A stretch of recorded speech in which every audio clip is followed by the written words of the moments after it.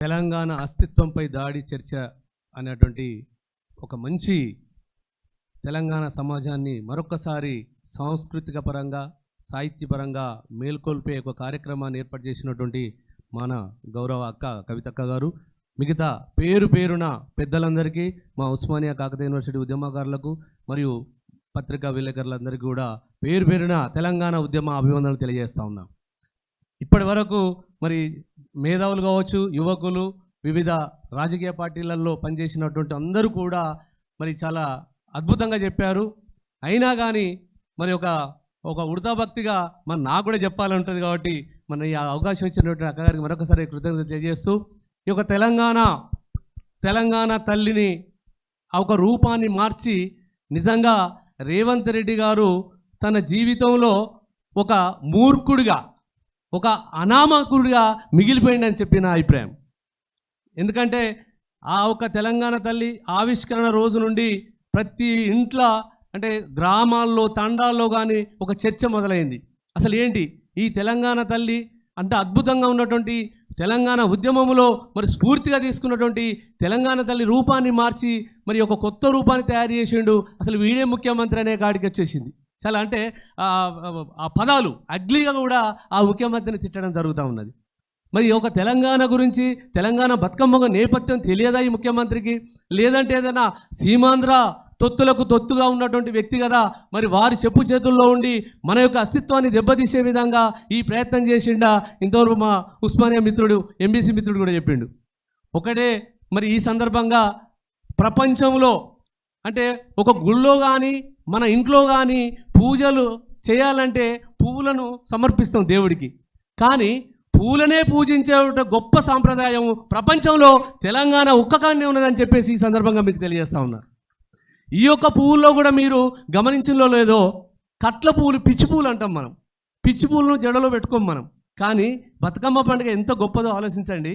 ఆ పిచ్చి పువ్వులు, తంగేడు పువ్వులు, గునుగు పువ్వులు కూడా చికలో పెట్టుకోరు మహిళలు. అంటే అలాంటి అంటే అక్కడ ఏంటి అంటే మనుషుల్లో ఉన్నటువంటి రకరకాల మనుషులు, మన చేతికి ఉన్నటువంటి వేళ్ళు ఒక రకంగా ఉండేవి కదా, అలాగా అన్ని రకాల పూలను కలగలిపి ఒక బతుకమ్మను పేర్చి దాంట్లో ఒక అద్భుతంగా గౌరమ్మను పసుపుతో తయారు చేస్తాం. అంటే ఇక్కడ ఇండైరెక్ట్గా సైంటిఫికల్ కూడా ఉన్నదనేది మనం గమనించాలి. అదేవిధంగా సరే కొంత వేరే దేశాల్లో పూలను పూజిస్తారు కావచ్చు, కానీ మన ఒక ప్రత్యేకమైనటువంటి విషయం ఏంటంటే 7 రోజుల పాటు మనం ఆడుతూ ఉంటాం బతుకమ్మ. అయితే ఈ 7 రోజుల్లో కూడా మనం తీసుకుపోయేటువంటి ఆ పలహారం ఉంటుంది, అక్కడ ఉన్నది దాగి ఉన్నటువంటి సైన్స్. అంటే 9 రోజులు మనం ఆడతాం కదా, 6వ రోజు అర్రెం తప్ప మిగతా రోజుల్లో ఉన్నటువంటి సందర్భాలలో మనం తీసుకుపోయేటువంటి ఆ సందర్భంలో అంటే ఆహార పదార్థాలు మన ఒక నువ్వులు ఉంటాయి, ఒక పల్లీలు ఉంటాయి. అంటే అవి మనకు ఎంత మంచి ఆరోగ్యపరమైనటువంటి అంశాలు దాగి ఉన్నాయి. సరే మొత్తంగా నేను చెప్పాలనుకున్నా కానీ సరే నేను తొందరగా ముగిస్తాను. ఇంకొక విషయం ఏంటంటే రేవంత్ రెడ్డి గారికి ఒకటి మేము హెచ్చరికలు జారీ చేస్తూ ఉన్నాం. గతంలో తెలంగాణ ఉద్యమం చేసినప్పుడు మరి మహా గొప్ప కవి ఒకటి చెప్పిండు, మరి ప్రాంతం అవతల వాడు మోసం చేస్తే ప్రాంతం అవతల దాకా తరిమి కొట్టడం అయిపోయింది, కానీ ఇంకొకటి మిగిలి ఉన్నది. ఏంటిది? ప్రాంతం వాడే మోసం చేస్తే ఏం చేయాలి? ప్రాంతంలోనే పాత్ర పెట్టాలి. ఖబర్దార్ రేవంత్ రెడ్డి. మరి మన రాష్ట్ర ముఖ్యమంత్రి గారికి ఈ మీడియా పరంగా నేను ఒకటే హెచ్చరికలు జారీ చేస్తూ ఉన్నా.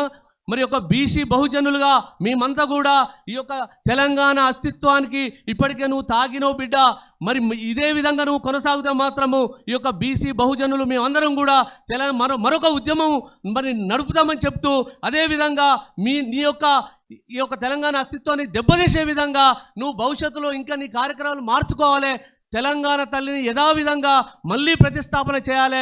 చేసేంత వరకు కూడా మేము వెనుకంజ వేయమని దీనికి సంబంధించి మా అందరికి కూడా ఈ యొక్క గౌరవ జాగృతి అధ్యక్షురాలు కవితకు కూడా మాకు చేదోడు వాదోడుగా ఉండాలి, నాయకత్వాన్ని నడపాలని చెప్పేసి ఈ సభాముఖంగా తెలియజేస్తా ఉన్నా.